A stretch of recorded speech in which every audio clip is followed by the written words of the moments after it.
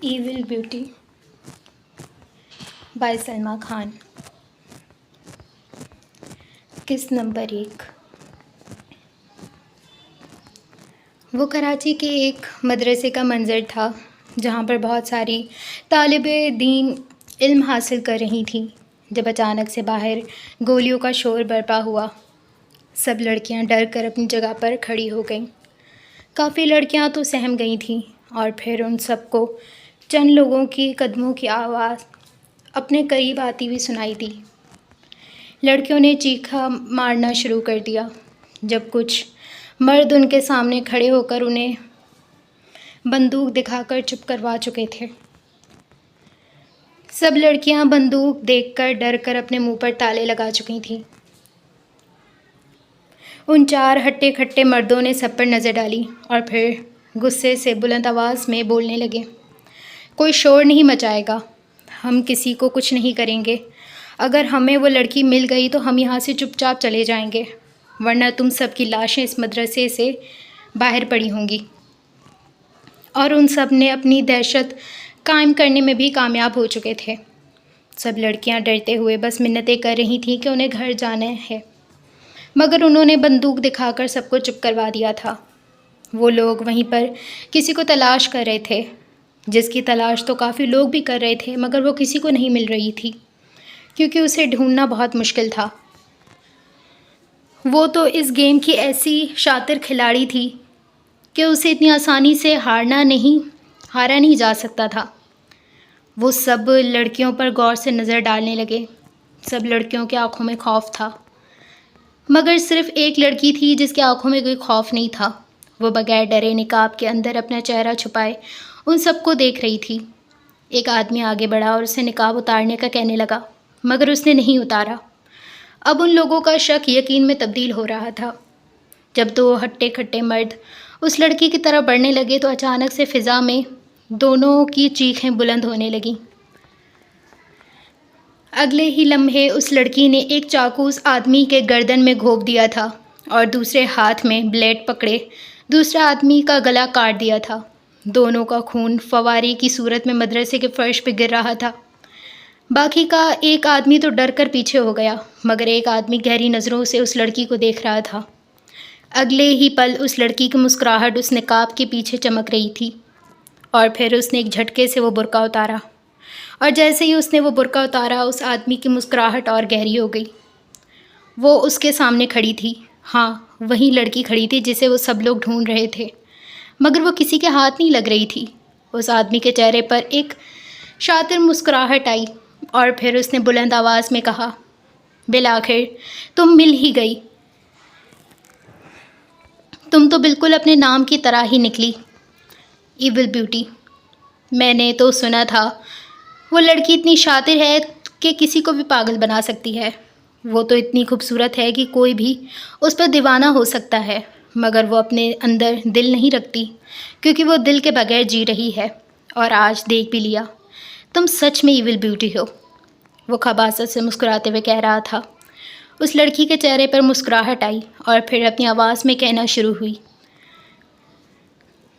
تمہیں کیا لگ رہا ہے تم نے مجھے ڈھونڈا ہے؟ جب تک ایول بیوٹی خود کسی کے ہاتھ نہ آنا چاہے تب تک کوئی بھی اسے ڈھونڈ نہیں سکتا، تو اپنے آپ کو ہواؤں میں مت اڑانا، اور ہاں ان کی لاشوں کو میرے سامنے سے غائب کرو، کیونکہ میں نہیں چاہتی مجھے یہاں خون کی کمی محسوس ہو اور پھر میں تم دونوں کو بھی مار دوں۔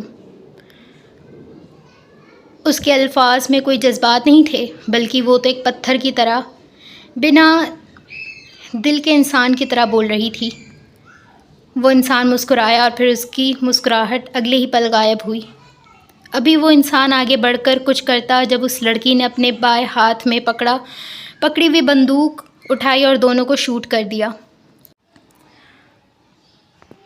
اس کا نشانہ اتنا پکا تھا کہ سیدھا ان کے سر کے آر پار گولی ہو چکی تھی۔ وہ ایک پروفیشنل لوگوں کی طرح گولیاں چلا رہی تھی۔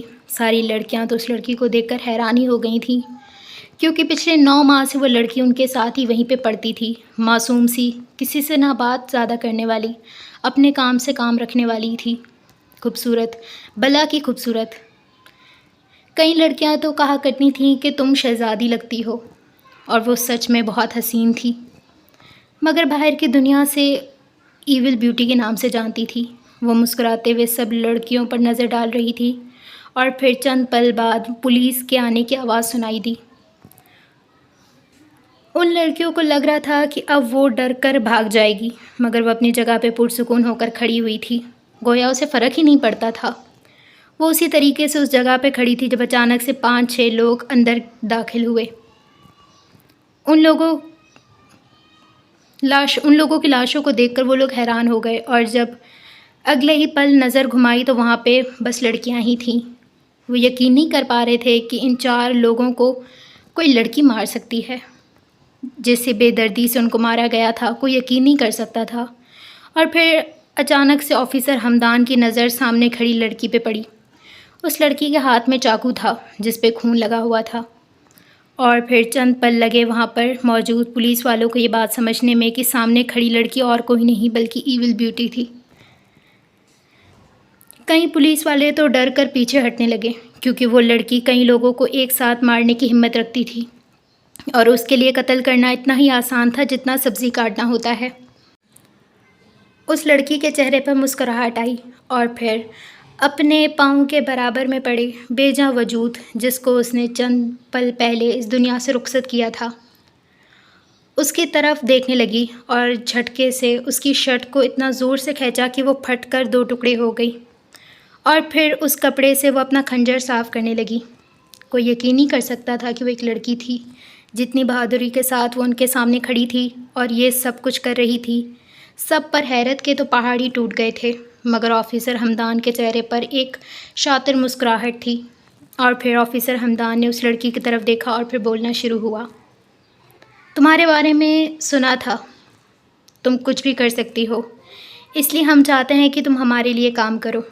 آفیسر حمدان کی بات پہ اس لڑکی کے چہرے پر طنزیہ مسکراہٹ آئی، اور پھر اپنی آنکھیں چھوٹی کر کے آفیسر کو دیکھنے لگی۔ ارے حمدان صاحب، کیا باتوں کو گھما رہے ہیں؟ سیدھا بولے نا، کیا چاہتے ہیں؟ اس کی نظر آفیسر حمدان کی نظروں پہ جم گئی تھی۔ جب آفیسر حمدان نے ایک شاطر چال چلی، مگر وہ شاید بھول گیا تھا کہ جس نے یہ کھیل بنایا تھا وہ اسی کے ساتھ ہی کھیل کھیل رہا تھا۔ شاید وہ بھول گیا تھا کہ جو کھیل وہ بنا سکتا ہے وہ کھیل وہ ختم بھی کر سکتی ہے۔ ابھی تھوڑی دیر بعد یہاں سے ایک کشتی کے ذریعے ایک بہت سارا ڈرگس دوسرے ملک اسمگل کیا جا رہا ہے، اور اس کشتی میں ایک بہت بڑا گینگسٹر بھی موجود ہے جس کے انکاؤنٹرز کے آرڈر آ چکے ہیں، مگر وہ ہر بار ہماری نظروں سے بچ جاتا ہے۔ ہمیں آج اطلاع ملی ہے کہ وہ یہ ملک چھوڑ کر ہمیشہ کے لیے جا رہا ہے۔ ہمارے پاس آخری موقع ہے، یا تو اس کو زندہ پکڑیں یا تو مار ڈالیں۔ ہم چاہتے تھے تو اس کو مار ڈالتے، اس کے بدلے تم جو چاہو۔ ہم چاہتے ہیں تم اس کو مار ڈالو، اس کے بدلے جو تم چاہو گی ہم تمہیں دے دیں گے۔ اس کو مار کر ختم کر دو۔ آفیسر حمدان کی آنکھوں میں ایک الگ ہی چمک تھی، جیسے وہ لڑکی انکار نہیں کرے گی۔ وہ لڑکی ہلکا سا مسکرائی، اور پھر آفیسر کے سامنے اپنے دونوں ہاتھ آگے بڑھا کر کہنے لگی، دیکھیں میرے ہاتھ صاف ہیں۔ کیا تم ثابت کر سکتے ہو کہ ان سب کو میں نے مارا ہے؟ کیونکہ میں اچھے سے جانتی ہوں اب تم مجھے یہ کہو گے کہ اگر میں نے یہ کام نہیں کیا تو تم مجھے جیل میں ڈال دو گے۔ مگر حمدان صاحب، آپ بھول گئے ہیں، میں وہ لڑکی ہوں جو جرم کرنے کے بعد پیچھے ثبوت نہیں چھوڑتی۔ اگر مجھے پکڑ سکتے تو 4 سال پہلے ہی پکڑ لیتے۔ 4 سال تک میں نے بغیر کسی خوف کے اس دنیا میں جی رہی ہوں، پھر رہی ہوں، اور تم مجھے دھمکی دینے والے تھے، صحیح کہا نا؟ اور آفیسر حمدان ایک پل کے لیے حیران ہو گیا، کیونکہ وہ سچ میں یہی کہنے والا تھا، وہ حقیقت میں یہی کہنے والا تھا۔ وہ کوئی بھی جرم کرنے کے بعد پیچھے کوئی ثبوت نہیں چھوڑتی تھی۔ اس گینگسٹر کو پکڑنا تو ممکن تھا، مگر ایول بیوٹی کو پکڑنا ناممکن۔ حمدان نے ایک گہری نظروں سے دیکھا اسے، پھر خود کو کافی حد تک سنبھالتے ہوئے لاپرواہ ظاہر کیا۔ اس لڑکی کے چہرے کی مسکراہٹ اسی طریقے سے قائم تھی، گویا کہنا چاہتی ہو میرے سامنے چالاکی مت کرنا، ورنہ تم لوگوں کو بیچ بھی آؤں گی تب بھی تم لوگوں کو پتہ نہیں چلے گا۔ حمدان نے بات سمجھتے ہوئے اس کو یہ کہا کہ وہ جو مانگے گی اسے دیا جائے گا۔ اور اس کی اس بات پہ ایول بیوٹی اپنے ایک ہاتھ کمر پر رکھے آنکھیں چھوٹی کر کے اس کو دیکھ رہی تھی، اور پھر جو کمر کے پاس بندوق تھی وہ نکال کر اس کو صاف کرنے لگی۔ وہاں کا ماحول کافی دہشت ناک تھا۔ وہ ایک کمزن اور خوبصورت لڑکی تھی، مگر اس وقت کسی درندے سے کم نہیں لگ رہی تھی۔ وہ کچھ دیر خاموش رہی، پھر بولنا شروع ہوئی۔ ویسے تم لوگ کیوں چاہتے ہو کہ میں ہی جاؤں؟ کیونکہ اس آدمی کی کمزوری خوبصورت لڑکیاں ہیں۔ اور اس بات پہ اس لڑکی کی مسکراہٹ طنزیہ ہو گئی۔ کیا پاکستان میں خوبصورت لڑکیوں کی کمی ہو گئی ہے؟ وہ اچھے سے ان کا مقصد جانتی تھی، مگر پھر بھی مزے لے رہی تھی۔ آفیسر حمدان نے بات کو سنبھالتے ہوئے یہ کہا کہ جو لڑکیاں خوبصورت ہیں ان میں دماغ نہیں، اور جس میں دماغ ہے وہ خوبصورت نہیں، اور ہمیں بیوٹی ود برین چاہیے جو تم ہو۔ اور ویسے بھی ہمیں پتہ چلا ہے اس نے کراچی کے مشہور کوٹھے سے اپنے لیے ایک لڑکی منگوائی ہے، اور ہم اس لڑکی کو راستے سے غائب کر کے تمہیں وہاں پر بھیج سکتے ہیں۔ اور وہ لڑکی پرسکون ہو کر اس کی بات مکمل سن رہی تھی، اور پھر اس نے اپنا مطالبہ رکھا، جس کو سن کر وہاں پہ سارے لوگ ہکا بکا رہ گئے۔ ٹھیک ہے، میں جانے کے لیے تیار ہوں، لیکن میری شرط ہے، جیل میں جو سب سے خطرناک قیدی ہے، یعنی بلیک مانسٹر، اس کو چھوڑ دو۔ اگر تم لوگوں نے اس کو چھوڑ دیا تو میں چلی جاؤں گی، ورنہ تم لوگ بھول جاؤ کہ میں تم لوگوں کا کوئی کام کروں گی، کیونکہ اگر تم لوگ بھی ان لوگوں کی طرح اس خوش فہمی کا شکار ہو کہ تم لوگوں نے میری شکل دیکھ لی ہے تو یہ تم لوگوں کی بہت بڑی غلط فہمی ہے۔ میری اجازت کے بغیر کوئی مجھے دیکھ بھی نہیں سکتا، اور میں چاہتی تھی کہ تم لوگ مجھے دیکھو۔ اب تم لوگ خود سوچ لو، میری بات مانو یا پھر میں یہاں سے جا رہی ہوں۔ وہ آگے بڑھنے لگی تو آفیسر حمدان اس کے سامنے آیا، مگر وہ 2 قدم آگے بڑھی، بالکل آفیسر حمدان کے سامنے کھڑی ہوئی، اور پھر چبا چبا کے اپنے الفاظ ادا کرنے لگی۔ اگر تم لوگ چاہتے ہو کہ میں یہ کروں تو میری بات مان لو، ورنہ کسی کے باپ میں بھی ہمت نہیں ہے کہ مجھے یہاں پہ روک کے دکھائے۔ اب تم خود سوچ لو تمہیں کیا کرنا ہے۔ وہ اپنی بات مکمل کر کے 2 قدم پیچھے ہٹ گئی تھی۔ حمدان سوچ میں پڑ گیا تھا، اور پھر اچانک سے حمدان کے ذہن میں ایک منصوبہ آیا تھا، اور وہ شرط کے ساتھ کہہ سکتا تھا کہ اگر یہ منصوبہ کامیاب ہو گیا تو بغیر کوئی مطالبہ کیے وہ ہمارا کام کر دے گی۔ اور اس کے لیے اس نے ایک نمبر ملایا اور کچھ الفاظ موبائل پہ لکھے، جس کو بھیج دیا۔ تھوڑی ہی دیر بعد وہ میسج کسی کو موصول ہوا تھا، اور اس کے ہاتھ گاڑی پہ چلتے چلتے رکے۔ جب وہ الفاظ اس کی سماعت سے گزرے تو اس کی آنکھوں میں مرچیاں سی بھرنے لگیں، اور پھر اس نے گاڑی رفتار سے تیز کر لی۔ آفیسر حمدان اچھے سے جانتا تھا کہ وہ اس کو مجبور کر چکا ہے، اب وہ چاہ کر بھی انکار نہیں کر سکتی۔ اس کا ایک ہی مطالبہ تھا، بلیک مانسٹر کو رہا کر دیا جائے، تاکہ اگر میں اس دنیا سے چلی جاؤں تو میرے جیسا ہی درندہ اس دنیا میں موجود ہو، اور بس میرا یہی مطالبہ ہے۔ وہ سب لوگ اچھی طریقے سے جانتے تھے کہ اس کو رہا کرنے کا مطلب ہے اس دنیا کو دہشت میں پھیلانا، کیونکہ وہ جیتا جاتا حیوان تھا۔ یہ تو پھر بھی سوچ سمجھ کر مارتی ہے، وہ تو بغیر سوچے ہی انسان کو ٹپکا دیتا تھا، اس لیے تو اسے بہت سخت سیکیورٹی میں رکھا گیا تھا۔ لیکن اگر بلیک مانسٹر جیل سے نکلنا چاہتا تو وہ نکل سکتا تھا، مگر اسے پورا یقین تھا کہ وہ بغیر محنت کے نکل سکتا ہے، اور اس لیے وہ خاموش تھا۔ اس کی بات سن کے سب لوگ سوچ میں پڑ گئے، جب وہاں پہ ایک وجود کے جوتوں کی چاپ کی آواز ان کے قریب آتی جا رہی تھی، اور ان جوتوں کی چاپ کو اچھے سے پہچانتی تھی۔ اس کے چہرے کی مسکراہٹ یکدم غائب ہوئی، بلکہ وہاں پر تکلیف نے جگہ لے لی تھی۔ گزرے سالوں کی تکلیف اس کے چہرے پہ واضح طور پہ دیکھی جا سکتی تھی، اور پھر وہ وجود اس کے سامنے آ کر کھڑا ہو گیا۔ اس کے سامنے وہ شخص موجود تھا جس کی بات کو وہ کبھی ٹال نہیں سکتی تھی۔ اس کے سامنے وہ شخص موجود تھا جس کے لیے وہ ہر حد پار کر سکتی تھی۔ اس کے سامنے وہ شخص موجود تھا جس کے لیے وہ پوری دنیا سے لڑ سکتی تھی۔ اس کے سامنے وہ شخص موجود تھا جو اس کی کل کائنات تھا۔ مگر کیا وہ شخص اب بھی اس کے لیے وہی جذبات رکھتا تھا جو سالوں پہلے اس شخص نے اسے یقین کے طور پر اپنے لفظ تھمائے تھے؟ اس کے سامنے حیدر جیلانی کھڑا تھا، وہی حیدر جیلانی جس نے سالوں پہلے اس سے اپنی محبت کا اظہار کیا تھا، اور پھر سب کچھ یکدم بدل گیا۔ اس نے مشکل سے اپنے چہرے پر مسکراہٹ سجائی اور حیدر جیلانی کو دیکھا۔ اس کی آنکھوں میں اس وقت کوئی جذبات نظر نہیں آ رہے تھے، لیکن ہاں، کئی سالوں پہلے ان نظروں میں، ان آنکھوں میں محبت تھی، مگر آج ان آنکھوں میں نفرت تھی، جو وہ دیکھ کر اندر سے کٹ رہی تھی۔ وہ مسکراتے ہوئے حیدر جیلانی کو دیکھا اور پھر اپنا سوال کرنے لگی۔ کیا تم چاہتے ہو کہ میں یہ کروں؟ سیدھا صاف سوال تھا، اور حیدر جیلانی کے تاثرات سخت ہوئے۔ چہرے پر بے رحمی نظر آ رہی تھی، اور پھر اس نے اپنے الفاظوں کے چاقو سامنے کھڑی لڑکی کے جسم کے گویا ٹکڑے ہی کر دیے۔ میں چاہتا ہوں تم جاؤ، میں چاہتا ہوں تم واپس نہ آؤ۔ لفظ تھے یا پھر کیا؟ اس کی حالت ایسی ہو گئی تھی جیسے کاٹو تو بدن میں خون نہیں۔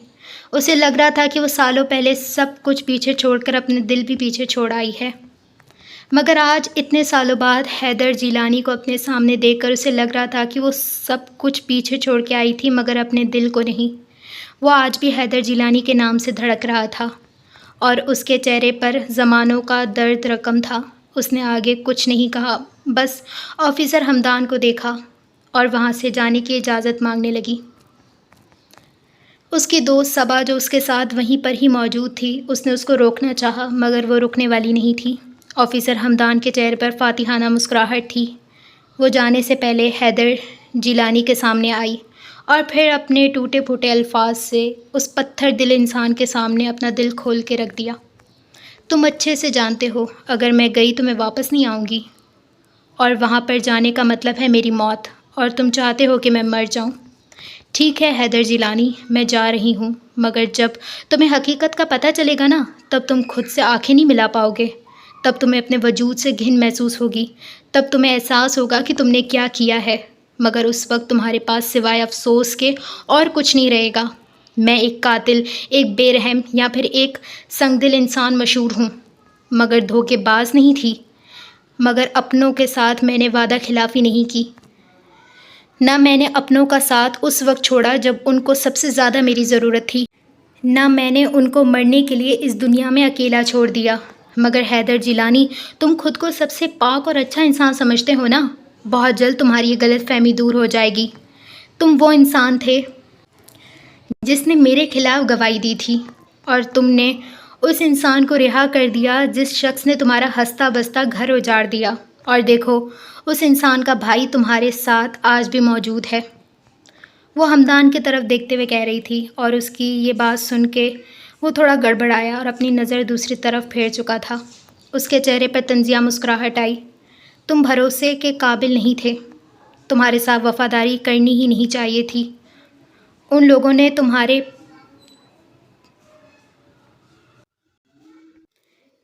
پیٹھ میں کھرا گھونپا، تمہارے دوست بن کے ابھی تک تمہارے ساتھ موجود ہیں، اور جس انسان نے تمہارے لیے خود گولیاں کھائیں، تمہارے لیے موت کے منہ سے واپس آئی، تمہارے لیے ہر حد پار کر دی، تمہارے گھر والوں کا بدلہ لینے کے لیے اپنی جان داؤ پہ لگا دی، اور آج اس کو تم یہ کہہ رہے ہو کہ وہ واپس نہ آئے؟ ٹھیک ہے حیدر جیلانی، میں نے تم سے وعدہ کیا تھا، تم جو بھی بولو گے میں کروں گی۔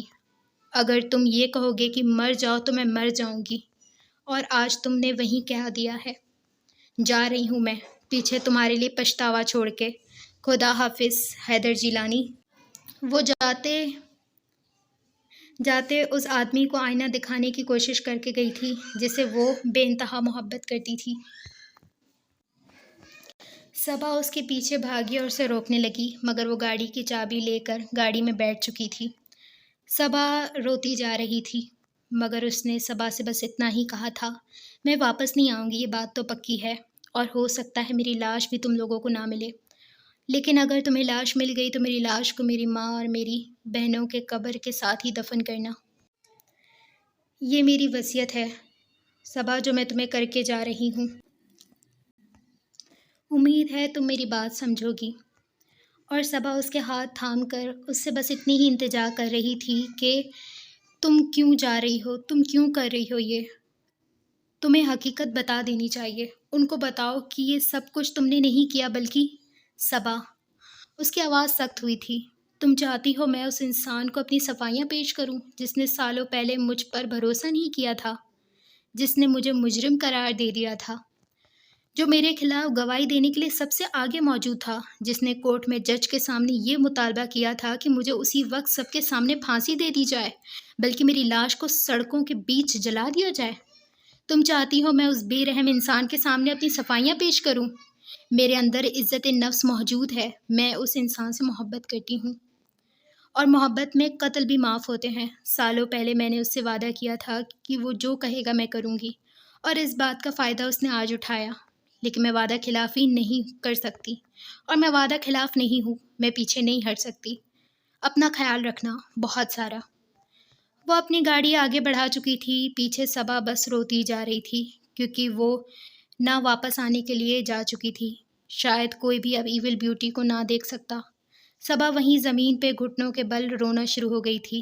اسے اپنی اور اس کی پہلی ملاقات یاد آ رہی تھی۔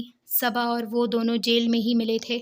صبا کو وہ بے اختیار اپنی اور اس کی پہلی ملاقات یاد آئی تھی۔ کتنی ڈری سہمی ہوئی تھی وہ جب اسے اس جیل میں لایا گیا تھا۔ وہ چھوٹی سی آہٹ پہ گھبرا جاتی تھی۔ ایک معصوم سی لڑکی کی معصومیت اس دنیا نے چھین لی تھی۔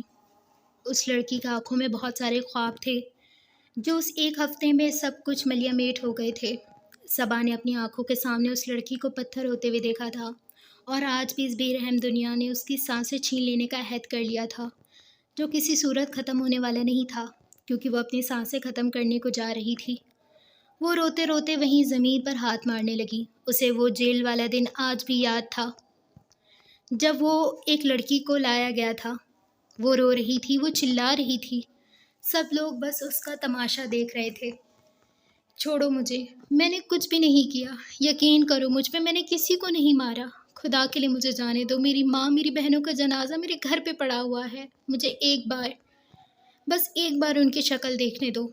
وہ ان کے سامنے گڑ گڑا رہی تھی، اور باقی عورتیں ہنستے ہوئے اس کا مذاق بنا رہی تھیں، جب ایک عورت نے اس کے منہ پہ زور سے تھپڑ مارا۔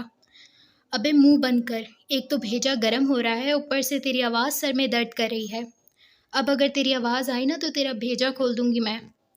وہ چیختے ہوئے اس لڑکی کو 2-3 تھپڑ اور مار چکی تھی، اور وہ لڑکی جس پر ابھی اتنی بڑی قیامت ٹوٹی تھی، اور وہ تھپڑ کھا کر بالکل بے ہوش ہو گئی تھی۔ تب صبا یکدم آگے بڑھی اور اسے پانی پلانے لگی۔ ابھی اس لڑکی کو مارنے کے لیے ابھی دوسری عورت آگے بڑھنے ہی لگی تھی جب صبا نے وہ لوہے کا گلاس اٹھایا اور اس عورت کے سر پر دے مارا۔ اگر اتنا ہی سر میں درد ہو رہا ہے تو بتا دو، گلا دبا کے سیدھا ہی تم لوگوں کو اس زندگی سے سکون دے دیتی ہوں، مگر خبردار کسی نے اب اسے کچھ بھی کہا تو۔ صبا چلاتے ہوئے سب کو بول رہی تھی، ابے تو جانتی نہیں ہے، اس نے اپنی ماں اور بہنوں کا قتل کیا ہے، اور اب وہ پولیس نے اسے پکڑا ہے تو مظلوم بننے کے لیے رونا دھونا مچا رہی ہے۔ وہ عورت صفاقی سے بولی تو صبا نے یہ ایک گھوری سے سب کو نوازا، اور پھر اس لڑکی کو دیکھنے لگی۔ اس کے آنسو ابھی تک خشک ہو چکے تھے، گویا اب سب آنسو ہی ختم ہو گئے تھے۔ آخر اس لڑکی پر مشکلیں بھی تو اتنی زیادہ آئی تھیں، اگر اس کی جگہ کوئی اور ہوتا تو شاید مر جاتا، مگر اسے موت ابھی آنی ہی نہیں تھی۔ اس کو 2 دن ہو گئے تھے اس جیل میں، مگر ابھی تک اس کی رہائی کا کوئی راستہ نظر نہیں آ رہا تھا۔ وہ ہر وقت بس یہی امید لگا کے بیٹھی ہوتی کہ اب وہ نکل جائے گی، مگر اسے بچانے کے لیے کوئی بھی نہیں آیا تھا۔ صبا اس کو مایوس ہوتے ہوئے دیکھتی تھی اور اس کو سمجھاتی تھی، مگر وہ اتنا ہی کہتی تھی کہ میں جلدی یہاں سے رہا ہو جاؤں گی۔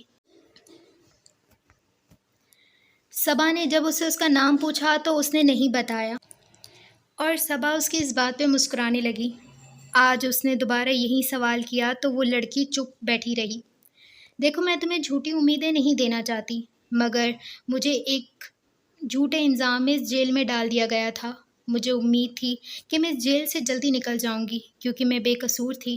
مجھے لگ رہا تھا کہ بے قصور لوگوں کو سزا نہیں دی جائے گی، مگر میں بھول گئی تھی کہ اس دنیا میں پیسے زیادہ چلتے ہیں، اور اصلی مجرم کو چھپا کر مجھے اس جگہ پر سزا کے طور پر جیل میں ڈال دیا گیا۔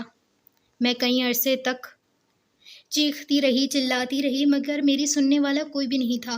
مجھے اس جیل میں رہنے والے لوگوں نے بہت کچھ سکھا دیا، اور پھر آہستہ آہستہ میں نے امیدیں سب کو چھوڑ دیں، کیونکہ وہ امیدیں رکھنا ہی فضول تھیں جو کبھی پوری نہیں ہو سکتی۔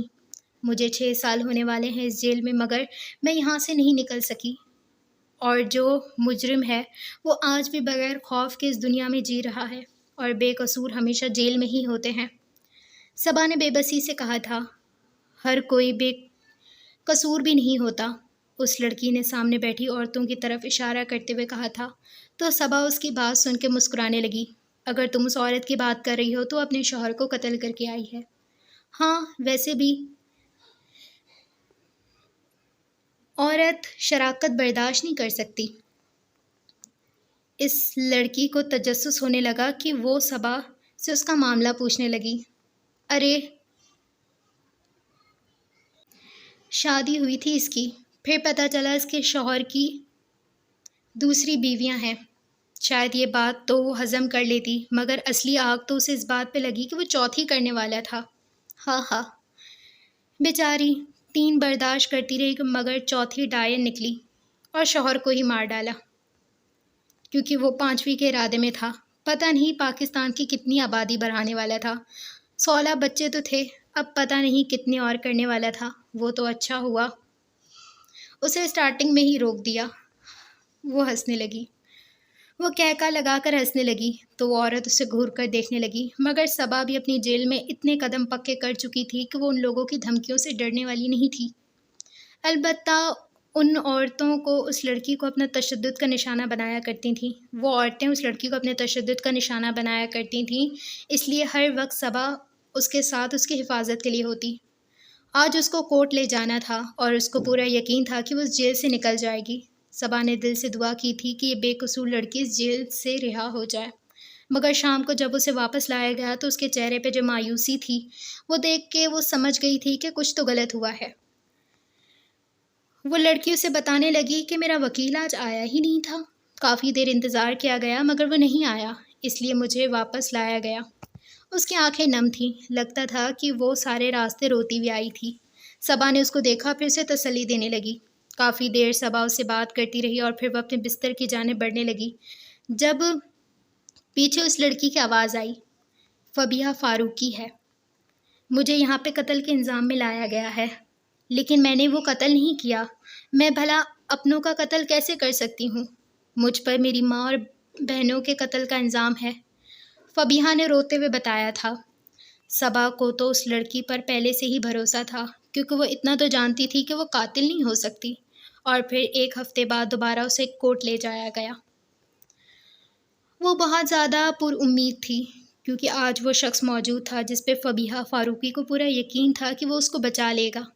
آخر وہ شخص اس سے اتنی محبت کرتا تھا، آخر وہ اپنی محبت کو کیسے سزا دلوا سکتا تھا؟ اور وہ تو تھی بھی بے قصور۔ وہ پورے یقین کے ساتھ کٹگرے میں کھڑی ہوئی تھی۔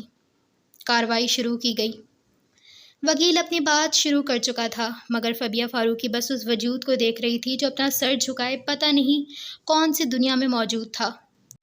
وکیل نے جب اپنی بات مکمل کی تو اس نے بس اتنا ہی کہا تھا کہ میں اپنے گواہ کو بلانا چاہتا ہوں، اور اس کے بعد سے سب کو یہ چیز پتہ چل جائے گی کہ فبیہہ فاروقی نے اپنے ماں اور اپنی بہنوں کا قتل کیا ہے، اور اس کے ساتھ ہی اس نے ایک اور قتل کیا ہے جو اس کے ہی یونیورسٹی کا لڑکا تھا۔ اور فبیہہ کی آنکھیں پھٹنے کو آ گئی تھیں جب اس وکیل نے اس وجود کا نام لیا۔ میں حیدر جیلانی کو بلانا چاہتا ہوں۔ حیدر نے اپنی بھاری قدموں کے ساتھ آگے بڑھتا جا رہا تھا، اور فبیہہ پر تو مانو حیرتوں کے پہاڑ ٹوٹ گئے تھے۔ وہ تو سوچ بھی نہیں سکتی تھی کہ حیدر اس کے خلاف گواہی دے گا۔ اس نے تو یہی سوچا تھا کہ اگر کسی کو اس پہ یقین نہ بھی ہے تو کوئی بات نہیں، حیدر کو تو ہے۔ اور حیدر جیلانی تو اس سے عشق کے دعوے کرتا تھا، تو وہ بھلا کیسے اسے یوں بے سہارا چھوڑ سکتا تھا؟ اس کی آنکھوں میں بے اختیار آنسو گرنے لگے، اس کے اندر ایک الگ ہی طوفان برپا ہو رہا تھا۔ حیدر جیلانی اپنی بات شروع کی، اور وہ جیسے جیسے بولتا جا رہا تھا فبیہہ حیران ہوتی جا رہی تھی۔ میرے دوست کا قتل اسی نے ہی کیا ہے۔ میں چاہتا ہوں میرے دوست کو انصاف ملے۔ اور اس کو کڑی سے کڑی سزا دی جائے۔ اس نے نہ صرف اپنی ماں بہنوں کو مارا بلکہ میرے بھائیوں جیسے دوست کو بھی مارا دیا۔ وہ بولتے جا رہا تھا اور فبیہ تو کچھ سن ہی نہیں رہی تھی۔ وہ تو اس پل ہی مر گئی تھی جب اس نے اسے مجرم قرار دے دیا تھا۔ فبیہ کا وکیل کچھ بولنے لگا مگر فبیہ نے اسے ہاتھ کے اشارے سے چپ کروانے کا کہہ دیا تھا، کیونکہ وہ اتنا تو سمجھ گئی تھی کہ اب وہ بچ نہیں سکتی۔ حیدر جیلانی کی گواہی کو مان لیا گیا تھا اور اس لڑکی کو پھانسی کی سزا سنا دی گئی، مگر اسے پھانسی نہیں دی گئی تھی کیونکہ اس لڑکی کے پیچھے اب ایک با اثر انسان کا ہاتھ پڑ چکا تھا، اور وہ تھا بلیک مانسٹر، اس جیل کا سب سے خطرناک قیدی۔ مگر وہ فبیہ کی مدد کیوں کر رہا تھا یہ تو کسی کو بھی نہیں پتا تھا، مگر اسے سزا سنا دی گئی تھی۔ وہ پھانسی سے تو بچ گئی تھی مگر اسے قید کی سزا دی گئی تھی۔ جب اسے دوبارہ جیل میں لایا گیا تو وہ ایک مکمل الگ انسان لگ رہی تھی۔ جب اسے کورٹ سے نکالا جا رہا تھا تو اس کی نظر بے اختیار حیدر جیلانی پہ پڑی تھی، جس کی آنکھوں میں اس کے لیے نفرت تھی۔ وہ اپنی بھوری اور نم آنکھوں سے اسے دیکھ رہی تھی مگر اس کی آنکھوں میں حقارت اور نفرت تھی، اور اس کے آس پاس پولیس والوں کو دیکھ کر وہ سمجھ گئی تھی کہ وہ سب کچھ بک کر چکا ہے۔ حیدر جیلانی کی گواہی کو اتنی اہمیت کیوں دی جا رہی تھی؟ حالانکہ اس وقت حیدر جیلانی وہاں پہ موجود بھی نہیں تھا، مگر پھر بھی اس کی گواہی کو مان کر اسے پھانسی کے پھندے پر چڑھانے والے تھے، مگر اسے بلیک مانسٹر نے بچا لیا تھا، اور اس کے بعد اس نے جرم کی دنیا میں قدم رکھا۔ وہ ایک معصوم فبیہ فاروقی سے ایول بیوٹی کا سفر طے کر رہی تھی، اور اس سفر میں اس کے جو بھی رکاوٹیں آ رہی تھیں وہ ان رکاوٹوں کو ختم کرتی جا رہی تھی، اور پھر ایک وقت وہ آیا کہ وہ جرم کی دنیا کی رانی بن گئی۔ ہر انسان کو اس کے نام سے بھی دہشت محسوس ہوتی تھی، بہت کم لوگوں کو ہی اس کا اصلی نام پتہ تھا۔ لوگوں کے لیے وہ ایول بیوٹی مشہور ہو گئی تھی۔ وہ دکھنے میں اتنی حسین تھی کہ کسی کو بھی اپنے سحر میں جکڑ سکتی تھی، اور اس وقت جب وہ جرم کی دنیا میں قدم رکھ رہی تھی تب اس جرم کی دنیا میں کوئی اور راج کرتا تھا، اور وہ تھا بلیک مانسٹر۔ بلیک مانسٹر نے اسے نئی ایک پہچان دی تھی، اور اس نے ایک نرم دل اور ایک ڈرپوک سہمی لڑکی سے ایک وحشی درندہ بنا دیا تھا، اور پھر اس نے سب کو ہی برباد کیا۔ وہ جیل میں بیٹھ کر بہت بڑے کام کرنے لگ گئی تھی، مگر اتنا سب کچھ کیسے ہوا، اور بلیک مانسٹر اس کے لیے سب کچھ کیوں کر رہا تھا؟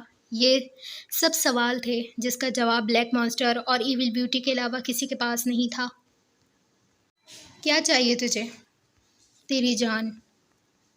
یہ لینا اتنا آسان نہیں ہے۔ تجھے لگتا ہے میں تیری جان نہیں لے سکتی؟ فبیہ فاروقی آفیسر حمدان کے سامنے بیٹھ کر اس کی آنکھوں میں آنکھیں ڈال کر کہہ رہی تھی، ویسے بڑا کمینہ گھٹیا انسان ہے تو، اچھے سے جانتا ہے سچ کیا ہے، مگر پھر بھی اپنی بیکار شکل میرے سامنے لے کر بیٹھا ہوا ہے۔ کوئی انتہائی درجے کا کمینہ ہے۔ وہ مسکراتے ہوئے اسے دیکھ کر ویسے ہی آگ لگا رہی تھی، اور وہ بھی اس کے القابات سے لطف اندوز ہو رہا تھا۔ صحیح کہا، میں سب جانتا ہوں سچ کیا ہے، مگر کیا کروں، سچ پہ پردہ بھی تو رکھنا ہے۔ اس کے چہرے پر خباثت سی مسکراہٹ تھی۔ فبیہ نے اسے غور سے دیکھا، پھر اپنی کرسی سے اٹھ کر ٹیبل پر زور سے ہاتھ مارا، اور آفیسر حمدان کے چہرے کے سامنے بالکل اپنا چہرہ کر کے ایک ایک لفظ چبا کر بولنے لگی۔ سن میری بات، تیرے باپ میں بھی ہمت نہیں ہے کہ کوئی میرا بال باقا کر سکے۔ 1 سال گزر چکا ہے، اس 1 سال میں فبیہ فاروقی کو تم لوگوں نے جتنا مارنا تھا مار چکے ہو۔ اب میں فبیہ فاروقی نہیں بلکہ ایول بیوٹی ہوں، تو سوچ سمجھ کر پنگا لینا مجھ سے، اور آئندہ اگر تو نے کوئی بھی کیس مجھ پر ڈالنے کی کوشش کی نا تو آفیسر حمدان تیرا سر ہوگا اور میرے ہاتھ میں بندوق۔ اپنی شکل گم کر زیادہ دیر تک برداشت نہیں ہو پا رہی۔ وہ ٹیبل کے دوسری طرف تھوک پھینکتے ہوئے وہاں سے جا چکی تھی۔ وہ دن بہت جلدی آ جائے گا جب اپنے ہاتھوں سے تیری جان لوں گا۔ اس کے جاتے ہی آفیسر حمدان نے اسے گالیوں سے نوازا تھا۔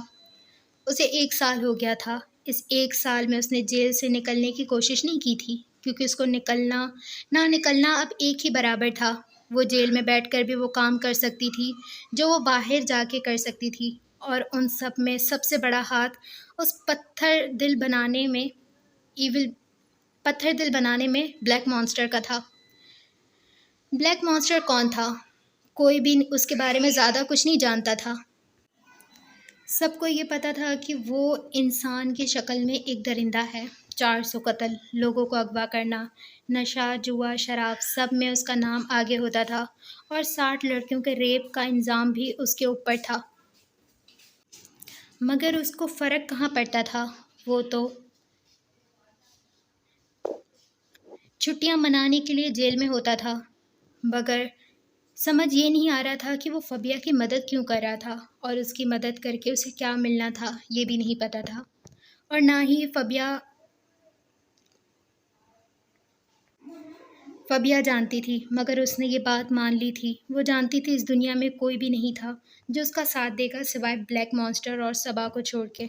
اور پھر ایک دن بلیک مانسٹر نے اسے اپنے پاس بلایا تھا۔ وہ بالوں کو کاٹ چکی تھی، اس کے بال کندھوں تک آ رہے تھے۔ جو بال جیل میں آنے سے پہلے کمر تک تھے اب وہ چھوٹے ہو چکے تھے۔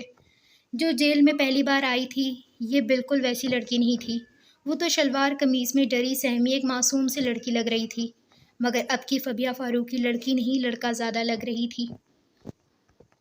بلیک مانسٹر اپنے اس دہشت ناک چہرے کے ساتھ تپ نما جگہ پہ بیٹھا ہوا تھا۔ وہ ہر وقت اپنے چہرے پر بال رکھتا تھا کیونکہ اس کے بال کافی بڑے تھے۔ اس کے چہرے پر کٹ وغیرہ کے نشان تھے جو اس کا چہرہ اور ڈراونا بنا رہے تھے۔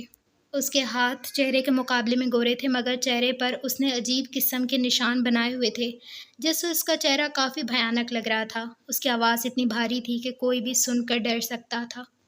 وہ سچ میں ایک مانسٹر تھا، اس لیے اسے بلیک مانسٹر کہا جاتا تھا۔ وہ چلتے چلتے اس کے سامنے بیٹھ گئی تھی۔ اس نے اپنے پیلے دانتوں کی نمائش کرتے ہوئے سامنے اس لڑکی کو دیکھا تھا۔ شروع میں تو فبیہ ڈرا کرتی تھی، مگر اب اسے عادت ہو گئی تھی، اور اس شخص نے اس کی کافی مدد بھی کی تھی۔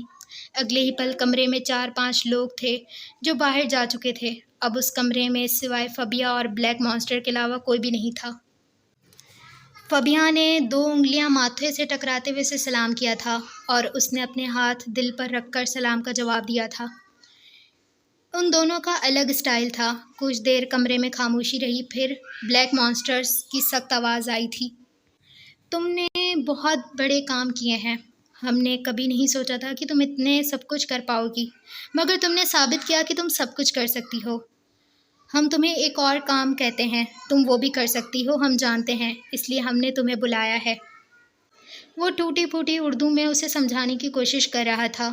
وہ بھی بہت غور سے اس کی بات سن رہی تھی۔ تم کو کراچی جانا ہوگا، تم کو نکالنا ہمارے لیے ہمارے بائیں ہاتھ کا کھیل ہے۔ میں تم کو اس جیل سے رہائی دلوا دوں گا۔ تمہیں سیدھا کراچی جا کر کسی کو پکڑنا ہے۔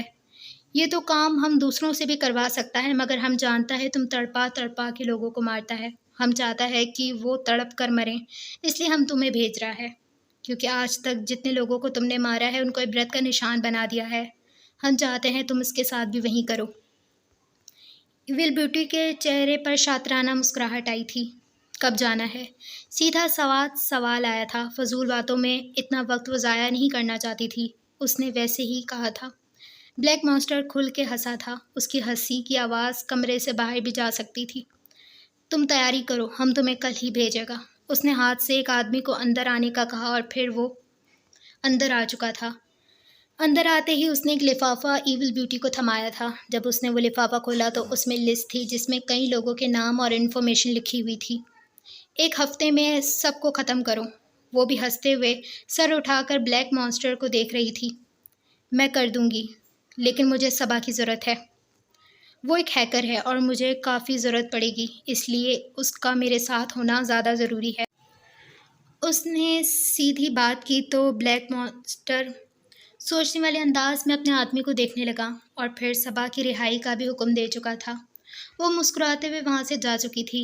وہ جانتی تھی کہ وہ اتنی آسانی سے نکل سکتی ہے، مگر صبا کا نکلنا بہت مشکل تھا، اور وہ صبا کو نکالنا چاہتی تھی، اس لیے اس نے یہ سب کچھ کہا تھا۔ مگر اس کو لگ رہا تھا بلیک مانسٹر کو نہیں پتہ چلے گا۔ یہ لڑکی بہت شاطر ہے، ہم جانتا ہے۔ خود تو نکل رہی ہے، اپنی دوست کو بھی ساتھ نکالے گی۔ واہ! دونوں ہی ایک دوسرے کے بارے میں اچھے سے جانتے تھے، مگر دونوں کو ہی یہ خوش فہمی تھی کہ ساری باتیں ان کے دلوں میں ہی دفن ہیں۔ جب وہ واپس آئی تو صبا چٹائی پر لیٹی ہوئی تھی۔ اس کو دیکھ کر وہ اٹھ بیٹھی۔ کیا کہا اس نے؟ اس نے تجسس کے مارے سوال کیا تو وہ اسے دیکھتی رہ گئی۔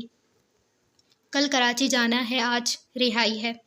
اس نے صاف بات کی تو صبا مسکرانے لگی۔ چلو شکر ہے، میں تو چاہتی ہوں تم یہاں سے نکل جاؤ کیونکہ تم اس جگہ کے لائق نہیں ہو، وہ خوشی کے ساتھ کہہ رہی تھی تو فبیہ نے زخمی مسکراہٹ کے ساتھ اسے دیکھا تھا۔ فرق نہیں پڑتا میں کس کے لائق ہوں یا کس کے لائق نہیں۔ ہاں، میں پہلے اس جگہ کے لائق نہیں تھی، مگر اب میں ضرور ہو گئی ہوں۔ آئندہ مجھ سے یہ بات مت کہنا۔ اور ہاں، سامان پیک کرو، میں اکیلی نہیں جا رہی، ہم دونوں ساتھ جا رہے ہیں۔ لاپرواہی سے وہ صبا کو کہتے ہوئے اب وہ لفافہ اپنے سامان میں رکھ چکی تھی، اور صبا منہ کھولے بس اس کی بات سن رہی تھی۔ اسے تو یقین نہیں آ رہا تھا کہ وہ اس جگہ سے نکل سکتی ہے۔ اس نے تو امیدیں چھوڑ دی تھیں، اور جب اسے امید ہی نہیں تھی تب یہ چیز سچ میں ثابت ہو گئی تھی۔ صبا کو وہیں کھڑا دیکھ کر وہ الجھن کا شکار ہوئی تھی۔ اسے ہاتھ سے ہلا کر دوبارہ کہنے لگی تو وہ بھی نم آنکھوں سے اسے دیکھ کر اپنا سامان پیک کرنے لگ گئی تھی۔ وہ اچھے سے جانتی تھی کہ بلیک مانسٹر نے اگر جیل سے نکلنے کی بات کی ہے تو وہ ضرور ایسا ہی ہوگا، اور صبا کو جیل سے نکالنے کی بات اسی نے ہی بلیک مانسٹر کے سامنے کی ہوگی، ورنہ بلیک مانسٹر ایسا تو تھا نہیں جو اسے جیل سے نکالتا۔ اس نے چند مہینے پہلے صبا سے کہا تھا کہ اگر میں یہاں سے نکلی تو تمہیں بھی ساتھ لے کے نکلوں گی، اور اس نے یہ بات آج ثابت کر دی تھی۔ یعنی جو لڑکی جیل کے اندر بیٹھ کر جرم کی دنیا میں قدم رکھ چکی تھی، اب وہ جیل سے باہر نکل کر اپنی دہشت پھیلانے والی تھی۔ سب لوگوں کو اس بات کا سکون تھا کہ بلیک مانسٹر جیل کے اندر ہے تو مطلب باہر کسی کو خطرہ نہیں ہے، مگر کسی کے وہم و گمان میں بھی نہیں تھا کہ بلیک مانسٹر سے زیادہ خطرناک آئندہ وقت میں ایول بیوٹی ہونے والی تھی۔ اس کے نام سے بھی لوگوں کو خوف محسوس ہونے والا تھا۔ لوگوں نے یہ بات سوچی بھی نہیں ہوگی۔